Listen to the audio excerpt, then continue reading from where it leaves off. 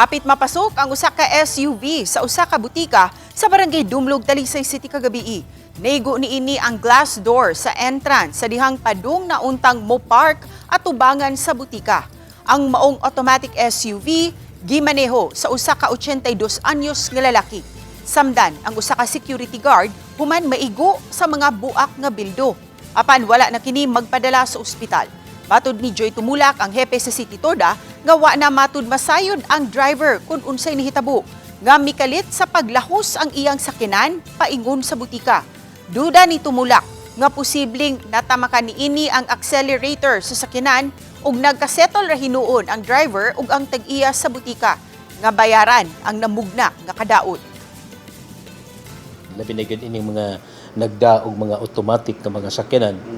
Wa joy ko mo nga kung panalitan muhunong ta, i-turn off lang gyud nato ang makina, no? Aside nga i-turn off nato ang makina, it's the time pod nga imong birahon ang handbrake.